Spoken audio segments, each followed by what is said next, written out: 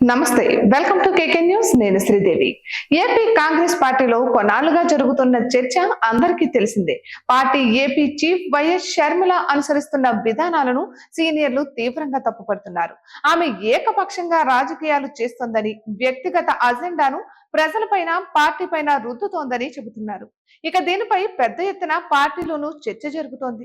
వాస్తవానికి నిజమైన నాయకురాలు అయితే సమస్యలు ఉన్నప్పుడు ప్రజలకు చేరువగా ఉండేదని అంటున్నారు.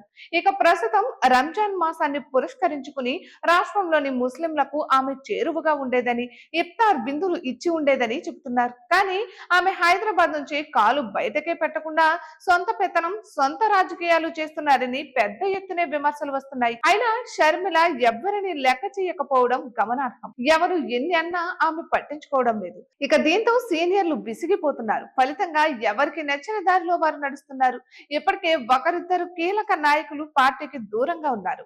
సాకే వంటి వారు పార్టీ మారిపోయారు. తాజాగా షర్మిల సొంత జిల్లా కడపలో భారీ ఎదురు దెబ్బ తగిలింది. ఎన్నికల్లో వైసీపీ నుంచి వచ్చి కాంగ్రెస్ లో చేరిన అఫ్జల్ ఖాన్ పార్టీకి రాజీనామా చేశారు. ఇక ప్రస్తుతం ఆయన కడప కాంగ్రెస్ అధ్యక్షుడిగా ఉన్నారు. ఇక గత ఎన్నికల్లో కాంగ్రెస్ టికెట్ పై పోటీ చేసిన ఆయన సుమారు 25,000 పైచిలుకు ఓట్లను సొంతం చేసుకున్నారు.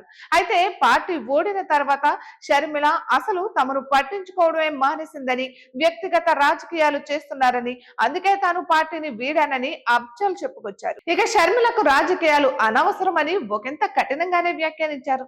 ఆమె మారినంత వరకు పార్టీలో ఎలాంటి మార్పు రాదని, ప్రజల కోసం కాకుండా అన్నను తిట్టేందుకు, కూటమికి సహకారం చేసేందుకు మాత్రమే షర్మిల పరిమితం అవుతున్నారని దుయ్యబట్టారు. ఇలా షర్మిలకు సొంత జిల్లాలోనే సెగ తగలడం గమనార్హం.